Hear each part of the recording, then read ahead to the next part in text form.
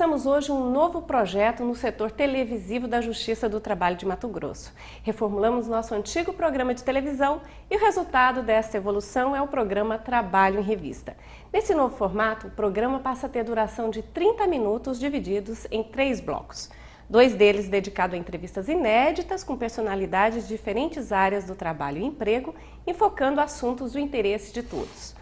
No terceiro bloco, apresentaremos notícias sobre a Justiça do Trabalho, a agenda das varas itinerantes no interior do estado, leilões, além do quadro Questões Trabalhistas, onde você poderá tirar suas dúvidas quanto aos direitos e deveres trabalhistas e previdenciários.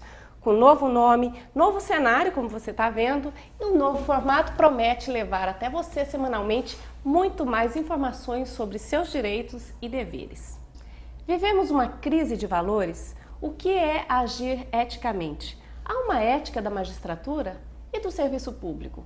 Como aperfeiçoar os relacionamentos humanos? Para conversar com a gente sobre essas questões, está aqui em nosso estúdio o professor Roberto Freire, doutor em filosofia.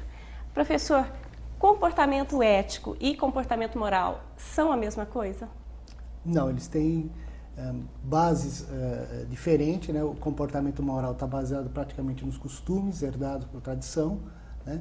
E o comportamento ético seria uma reflexão sobre as normas que você adquiriu através dos costumes, na tentativa de aperfeiçoar.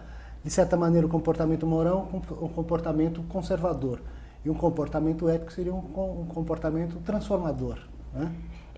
O comportamento ético, então, não é algo natural no ser humano? Não é.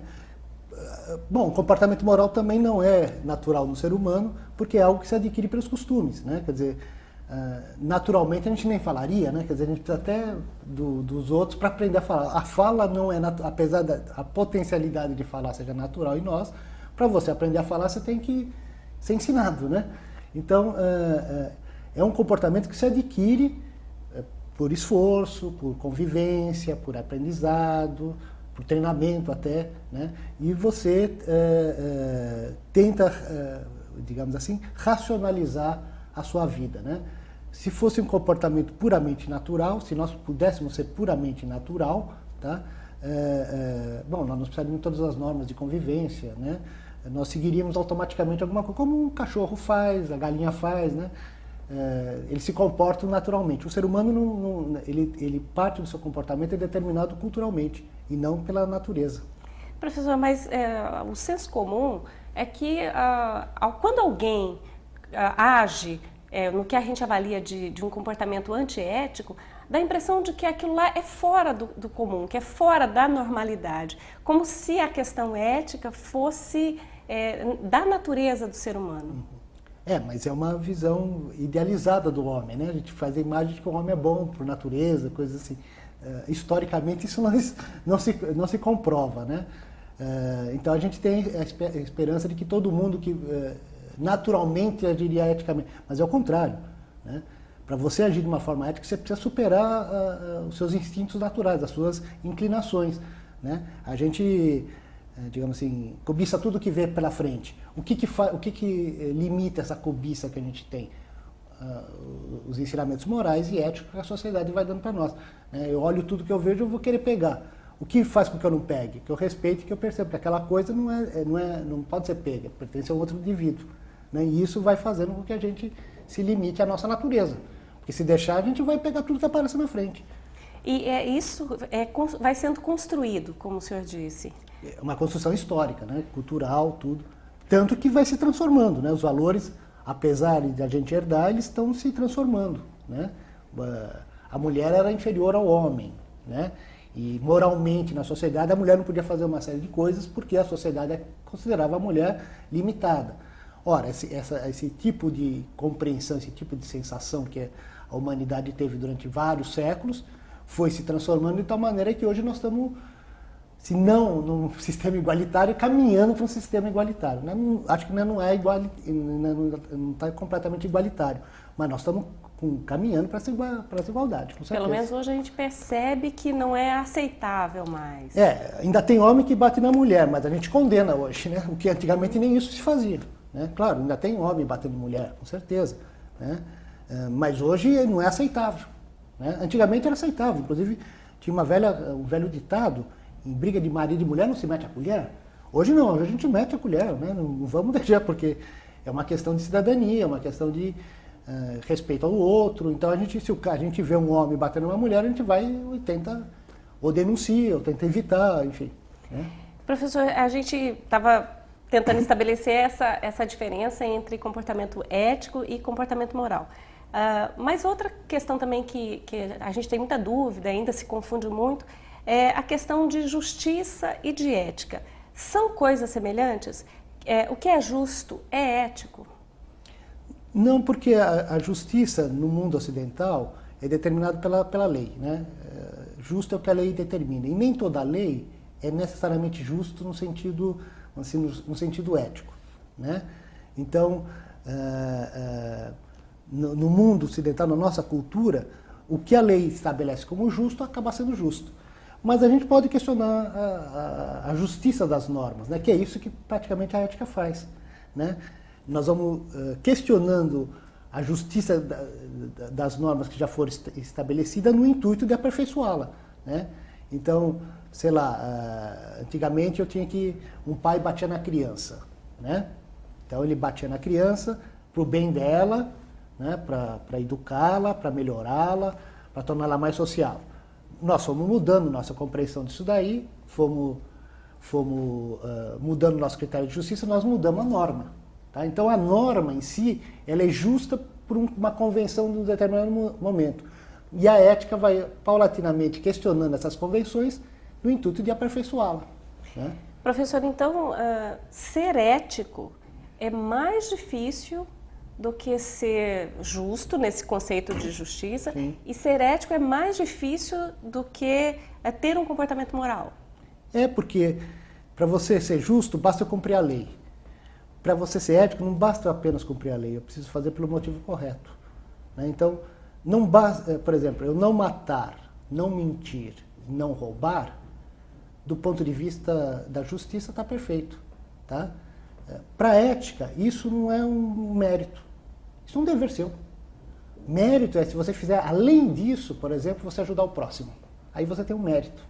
Então, com certeza, é um trabalho mais árduo do que o ser uma pessoa moral, uma pessoa justa, porque a norma moral já está aceita, as normas legais já são conhecidas, mas em ética você quer fazer algo mais, você quer melhorar essas coisas existentes. Tá? Então você não está preocupado só em não matar, não mentir e não roubar, porque isso é o que todo mundo tem que fazer. Você está preocupado o que eu posso fazer além disso para melhorar a convivência social. Professor, a gente sempre ouve falar em ética profissional, ética, no nosso caso aqui da Justiça do Trabalho, a ética da magistratura. Existe uma ética profissional, uma ética da sociedade, uma ética do serviço público? Enquanto etiqueta, né, enquanto título, não existe. Mas do ponto de vista filosófico, a ética é uma só para todos os indivíduos, profissionais ou não, inclusive. Mesmo que o cara não seja profissional, não tenha a profissão, ele tem que agir de uma forma ética.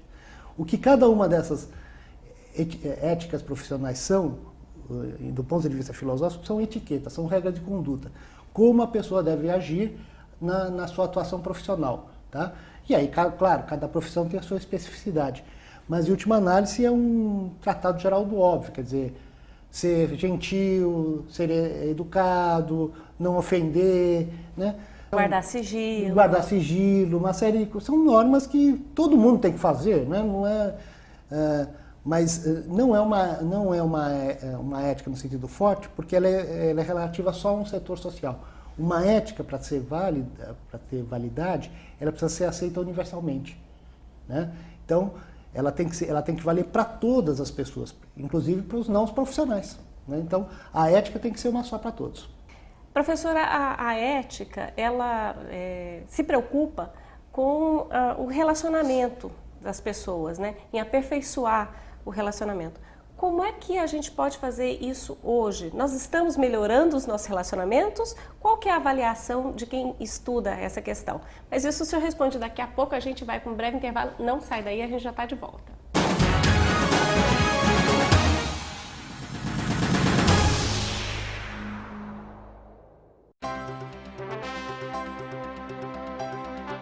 A busca contínua pela melhoria no atendimento e pela rapidez na solução dos processos faz da Justiça do Trabalho a justiça mais eficiente em Mato Grosso.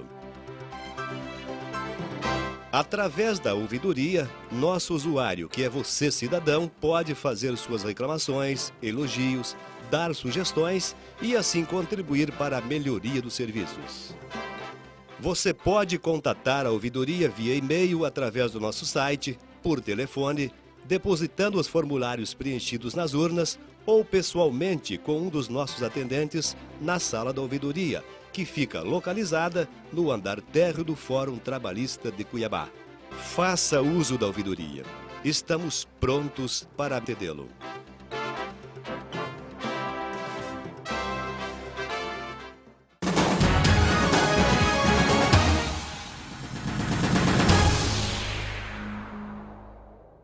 Este é o programa Trabalho em Revista, que hoje conversa sobre ética e comportamento.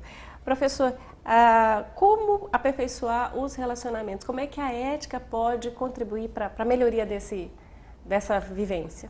A primeira forma que a ética contribui para o aperfeiçoamento dos relacionamentos humanos é contribuir para o autoaperfeiçoamento do indivíduo. Quer dizer, ele vai aprendendo a pensar seus limites, suas inclinações, seus desejos, em comunhão com outras pessoas e outros desejos e outras vontades e tudo mais. Então, o primeiro passo que a ética contribui para o desenvolvimento das relações humanas é para o autodesenvolvimento das pessoas. Fundamentalmente, ela nos ensina a nos autoeducar para controlar nossas inclinações, nossos desejos e tudo mais, né? Então, eu acho que esse é o primeiro ponto que ela faz. O segundo ponto é entrar nas discussões sobre as moralidades que estão difundidas na sociedade. Esse ato discursivo e dialógico que a ética faz, a filosofia de uma forma geral faz, mas a ética em particular tem isso como trabalho, né? Também ajuda a gente perceber os limites das normas morais, né? Os limites das implicações das relações humanas e faz com que a gente também possa melhorar todas elas. Então, em princípio, tem esses dois caminhos, né? Teria mais coisas, mas em princípio acho que são essas duas grandes contribuições. O autoaperfeiçoamento, porque, digamos assim, acho que boa parte da resolução da justiça não é só mudar as normas, mas ter pessoas justas na sociedade. Então, a ética, ela é uma parte educativa e ela tenta tornar as pessoas justas. E eu acho que isso é uma grande contribuição que ela faz. E professor, as pessoas, elas estão mais antiéticas? Nossa sociedade vive uma crise de valores, como a gente ouve falar com muita frequência? Não, acho que crise de valores ela vive, mas isso acho que é da história humana, né? Os valores sempre entraram em crise em algum momento, eles sempre foram questionados, tanto que graças a Deus até, né? Porque é isso que está fazendo aperfeiçoar o mundo, né? Se a gente não entrasse em crise, a gente continuava no escravagismo, por exemplo, né?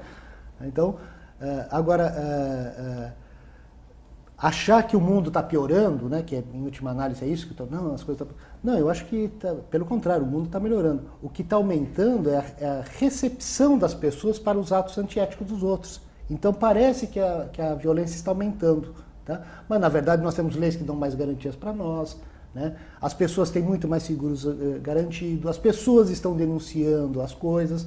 O que acontecia é que antes também não se denunciava. Então o pessoal fala assim, não, na época da ditadura militar tinha menos corrupção. Não, você não sabia da corrupção que existia. Hoje nós temos visibilidade disso, nós podemos denunciar, nós podemos comentar, nós podemos discutir, né? E tem um fato também que, e aí é uma espécie de uma crítica à imprensa, né? Que a imprensa só pega as desgraças que acontecem no mundo, né? Então, sei lá, se eu saio na rua e ajudo uma velhinha a atravessar a rua, não vai sair no jornal. Se eu saio na rua e atropelo a velhinha, com certeza sai no jornal. Então, tem um lado também de que a desgraça dá mais notícia do que as coisas boas, né? Então, pode parecer que está aumentando o crime, mas na verdade nós somos mais receptivos a eles, tá? E nós estamos mais atentos ao que está acontecendo, porque antes a gente era meio omisso. Quando o senhor fala em receptivo, nós nos chocamos mais, quer dizer, para nós não é mais, a gente não considera natural. Não, o exemplo que eu dei agora há pouco, se eu bater no meu filho, né, todo mundo vai achar ruim. Meu pai batia em mim e meu pai era considerado um pai exemplar. Né? Então, e agora você pode virar manchete de jornal. E agora eu posso ser um pai crápula, né? Então, ou, sei lá, sempre se batia nas mulheres, mas ninguém falava nada e ninguém se metia no meio, né? Hoje a gente fala, não quer. Né? É o que eu falei, não é que o mundo está perfeito, né? Mas está menos ruim. Nesse ponto está menos ruim, quer dizer, nós estamos conquistando mais direitos. Não é perfeito, vai demorar ainda mais tempo, talvez mais uma geração, né? Porque isso é uma questão educacional, você precisa mudar mentalidades. Né? Você mudar na lei é uma coisa, mudar a mentalidade é mais difícil. Né? Eu dei um exemplo há pouco na minha palestra. Né? Eu estava falando, ainda que a lei me diga que homem e mulher são iguais, se nascer um menininho eu vou comprar uma roupinha azul e dar uma bola de futebol. Se nascer uma menininha eu vou comprar uma roupinha cor-de-rosa, furar a orelhinha e dar uma bonequinha. Né? Então, por mais que a gente já tenha aceito a igualdade, é uma aceitação ainda meia limitada, né? A mentalidade ainda não é igualitária. Professor, o senhor falou de palestra e o senhor esteve agora há pouco dando uma palestra aqui para os magistrados da Justiça do Trabalho, exatamente sobre ética.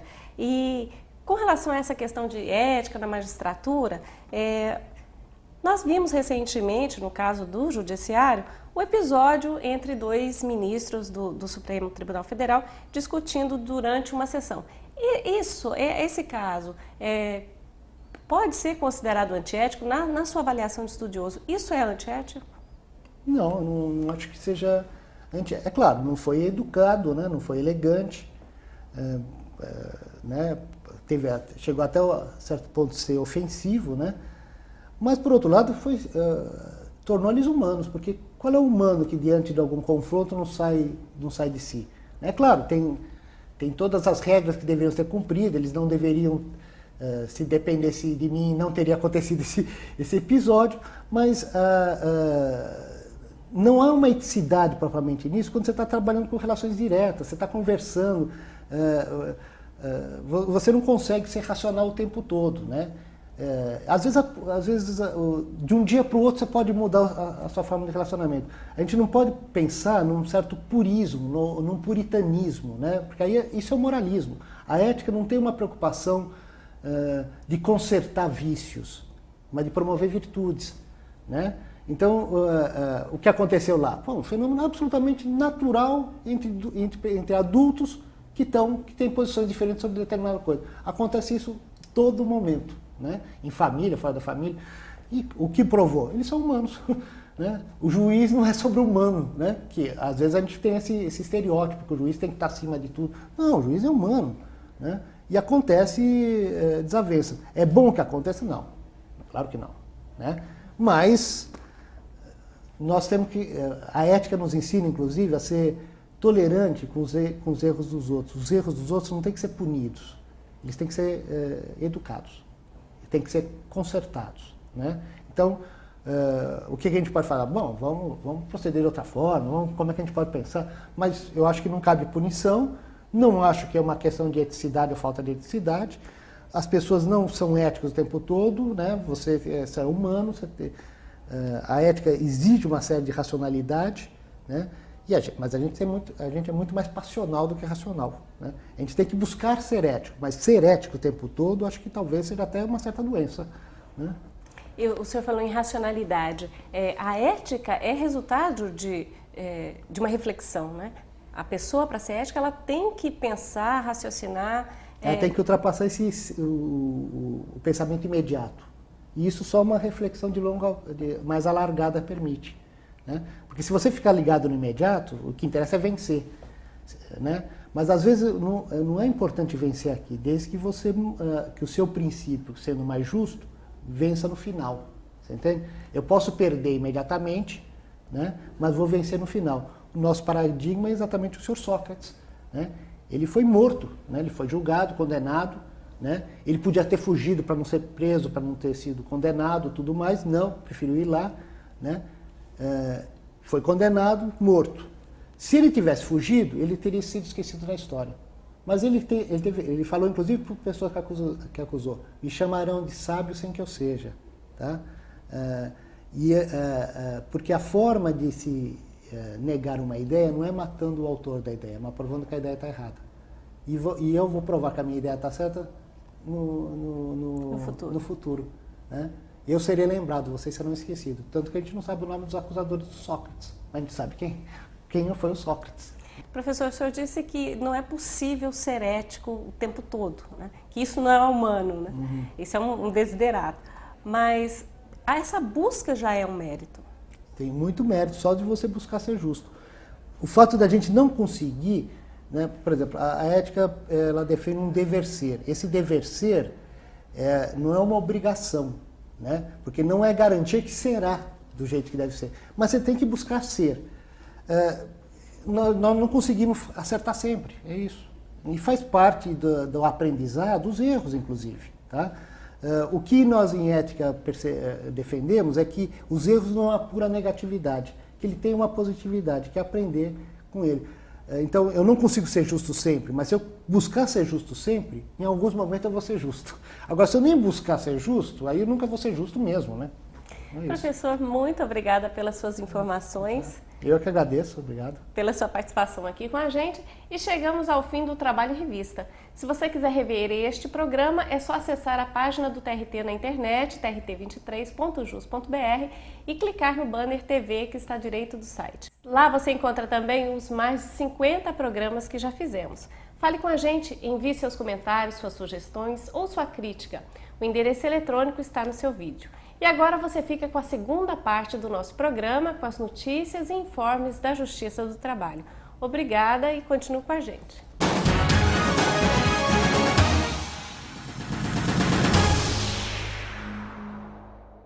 Correspondência eletrônica da empresa serve como prova legal para comprovar falta grave. Servidores da contadoria fazem curso sobre Sistema Unificado de Cálculos. Fazenda Pública será notificada por meio eletrônico. Apartamento de R$800 mil foi a leilão judicial.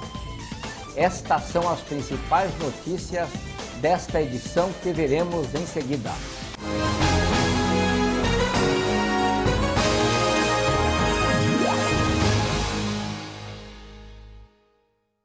E aí, tudo bem?